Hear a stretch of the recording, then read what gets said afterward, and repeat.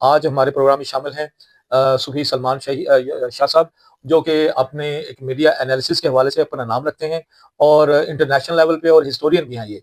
तो मैं इनसे बात करूँगा आगाज़। अस्सलाम वालेकुम सर। सर। जैसा कि अभी हाल ही में DISP की जो कॉन्फ्रेंस हुई है, उसमें इन बातों का इरादा किया गया कि पाकिस्तान अब कोई भी दहशतगर्दी अपने अवाम के खिलाफ और अपने आइन के खिलाफ, मुल्क के खिलाफ, खुद मुख्तारी के खिलाफ बर्दाश्त नहीं करेगा। तो आया ये बताइएगा, मैं एक क्वेश्चन रखूंगा आपके, दोहा माहिदे की किसी भी शिक पर अमल नहीं किया गया। हाल ही में जो दोहा माहिदा हुआ, तुर्की में मुज़ाकरात किए गए, मगर अफसोस ये होता है कि अफ़गान तालिबान की तरफ से, अफ़गान हुकूमत की तरफ से कोई यानी कि इसके अलावा कोई ऐसी कोई यानी कि वो नहीं दिखाया गया कि वो पाकिस्तान के इन मसाइल को या इन मुज़ाकरात को वो संजीदगी से लें। जो सबसे बड़ा ऑब्जेक्टिव है वो पाकिस्तान है। हम पाकिस्तान में सोचते हैं, हर ठीक है। काम हम पाकिस्तान के लिए करते हैं। जी। सूफी साहब की जान माल हर चीज़ पाकिस्तान के लिए हाज़िर है। तो सर, बहुत अच्छा सवाल है आपका। 6 जनवरी को 2026 को जो लेफ्टिनेंट जनरल अहमद शरीफ साहब ने जो प्रेस कॉन्फ्रेंस की है, उसमें सीधी-सीधी उन्होंने बात की है। बहुत ही अच्छे आदमी हैं, बहुत ही सीधा बंदे हैं और स्ट्रेट बात की है। उन्होंने कहा है कि भई टर्की के अंदर, दोहा के अंदर 2 से 3 सेशंस हुए हैं, अफ़गानिस्तान से मुज़ाकरा डायलॉग हुए, लेकिन अनफॉर्चुनेटली अफ़गानिस्तान की जो टीम है, जो स्टेट्समैन है, दे आर नॉट लिसनिंग। वो लिसन ही नहीं कर रहे। वो कह रहे हैं TTP को लेके आएँ, जो कि दहशतगर्द हैं, उनको बिठाएँ हमारे साथ, हम बात करें।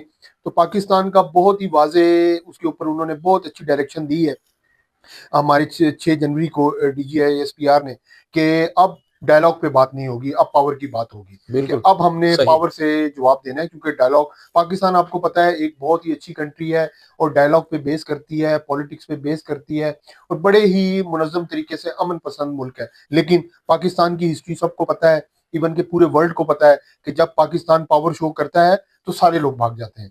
तो हमारे डायलॉग को आप बिल्कुल सीरियस लें, क्योंकि हमारे पास पावर बहुत ज्यादा है। पाकिस्तान के पास बहुत ज्यादा पावर है।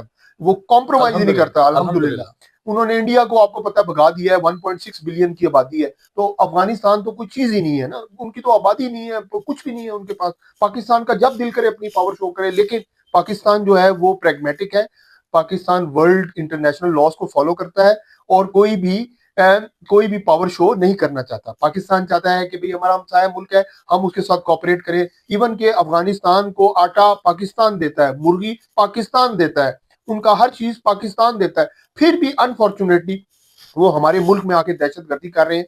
जैसा कि प्रेस कॉन्फ्रेंस में भी DGISPR ने एक्सप्लेन किया और जो स्टैटिस्टिक्स शो कर रहे हैं, उसमें KPK जो हमारा सूबा है उसके अंदर प्रॉब्लम है, उसके अंदर ये दहशतगर्दी करते हैं। सर 80% और हाँ दहशतगर्दी जी, वहीं से वहीं से नबी प्रमोट साहब हो रही है सर। प्रमोट हो रही है, क्योंकि वहाँ के लोग गरीब हैं, अनफॉर्चुनेटली सेम लैंग्वेज बोलते हैं, उनका कल्चर सेम है तो सर ये अफगानिस्तान। क्या जो KPK में 80% जो दहशतगर्दी प्रमोट होती है, आप क्या समझते हैं कि दानिशा तौर पे हुई है, सियासी सरपरस्ती का नतीजा कोई? सर नेचुरली देखिए ना, स्पाई तो हर जगह बैठा हुआ है, वो पैसे लेके हर काम कर रहा है। हुँ। वो चाहे पॉलिटिशियन है, चाहे वो स्टेट्समैन है, चाहे वो वर्दी में है, चाहे कुछ भी है, हर बंदे के ऊपर एक टैग लगा हुआ है और वो जो आपके दहशतगर्द लोग हैं वो उनको खरीद लेते हैं, जी। उनको पैसे देते हैं या उनके बच्चे अगवा कर लेते हैं। They know how to handle them.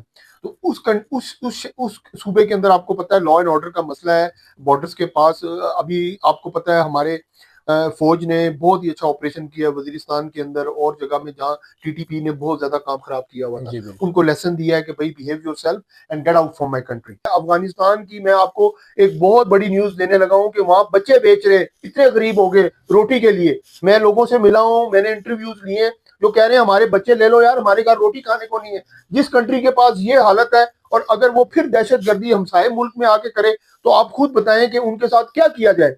कि यार तुम्हें तो अपने बच्चों के लिए, तुम्हारे पास रोटी खाने के आटा नहीं है, तुम चावल नहीं है, तुम्हें वो भी पाकिस्तान दे रहा है, फिर तुम उसके साथ इंडिया से पैसे लेके दहशतगर्दी कर रहे हो। It mean your blood is dirty and Pakistan.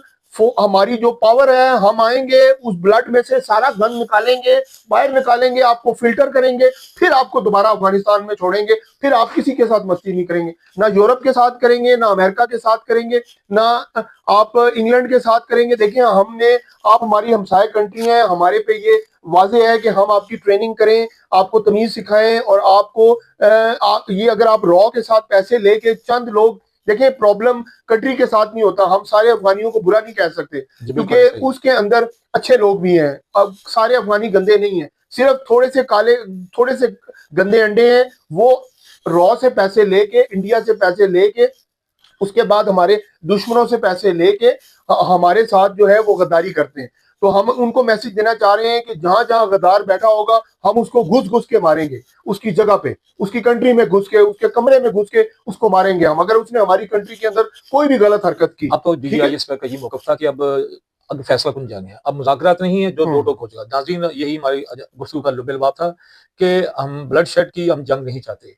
हम चाह रहे हैं कि अमन के साथ रहें और मुज़ाकरात करके देख लिए, मगर अब अफ़गान गवर्नमेंट को यानी कि वो इस तरीके से फाइनल नतीजे पे नहीं पहुँच रही, तो DGIS पीआर साहब ने जो अपना मौक़िफ़ इख्तियार किया था सख्त, वो वजह है और अवाम के मौक़िफ़ की तो तायीद है और अवाम उनके साथ है। अवाम और हमारी पाक-फ़ौज एक पेज पे हैं। आपका बहुत शुक्रिया। अस्सलाम वालेकुम।